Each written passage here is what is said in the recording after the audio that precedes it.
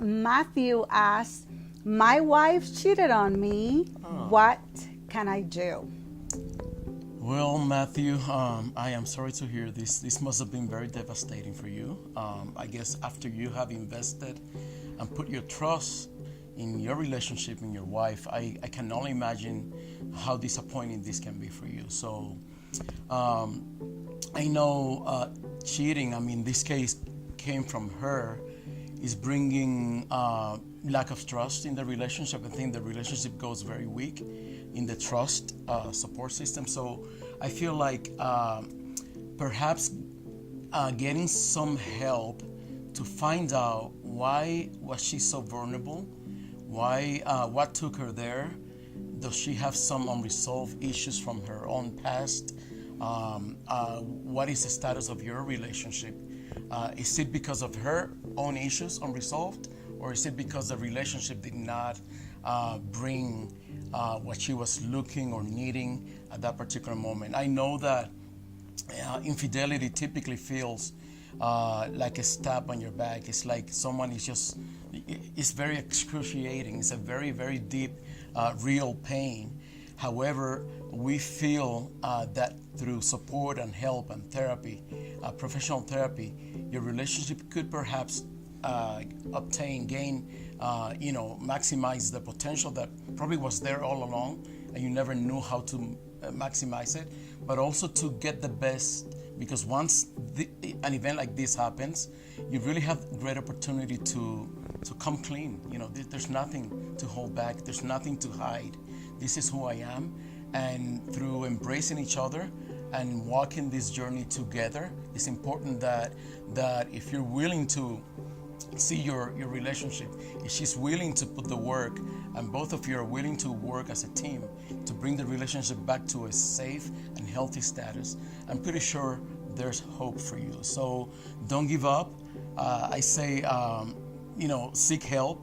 Go find the right support, the right help, and see how you can go around this without allowing that main freedom to be robbed away. I know that infidelity can feel like, we lost it all. There's nothing else out there for us. I put all my heart, my emotions, my everything to this relationship, but really it's only could really offer you a great opportunity to retake where you left it and make it even better. But there's hope. We've seen countless couples come from zero trust after an infidelity to a better level of intimacy and just being totally transparent with one another.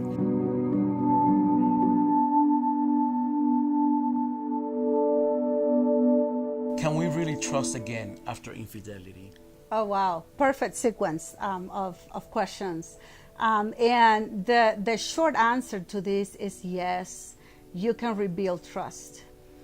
One of the things you need to be aware of is that trust is not something that is built overnight. Trust takes time, consistency. When you see a partner that betrayed, that partner needs to come back with an intentionality to, in a daily basis, reinforce, I'm here, I'm having boundaries in place, I am wanting to show you the truth of my heart. And that's part of what we miss when there's infidelity. We feel that the person lied to us, that the person chose to have a separate life from the life they have with us. And it's not necessarily that the case. Some people struggle with not having, and I'll give you a couple of things to keep in mind. And even if you have not been through an infidelity, this is a good habit to have in place to prevent infidelity. One of the things that we look at is boundaries. Do you have proper boundaries? Preventive boundaries, situations in which you will not allow yourself to be with in honor, in respect, not just to your spouse, but to yourself. That's one of the things, setting those boundaries, those limits. But also the second thing is the consistency in being there for one another. Do you really know where your spouse is at? Do you really know what your spouse is needing? And for you in this moment of vulnerability, what you're needing is a constant show of, I am here, I am being true to my word from one day to the next, from this small thing to the next one. It is impossible that a man that committed adultery or a woman that committed adultery will show you in an instant something like a perfect drastic change. Some people want actually even a polygraph to hear if there's truth in the disclosure on what is taking place.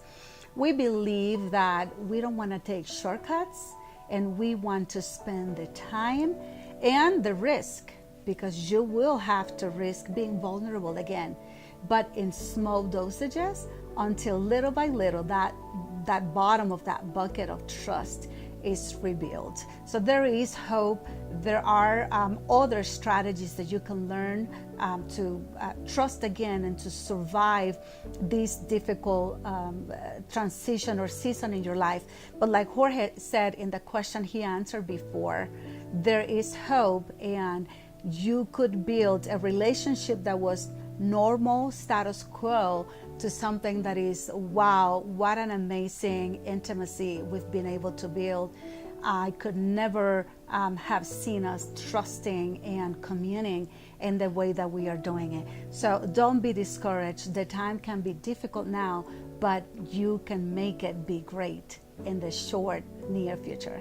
So typically the results that you're gonna obtain after you spend the work, you put the work into your marriage, you're gonna be able to notice a huge difference, because you're gonna be focusing on what has been missing, and then by adding all those missing elements, the relationship is just gonna bloom. So we are encouraging you to don't stop believing, don't give up hope, because there is hope for you.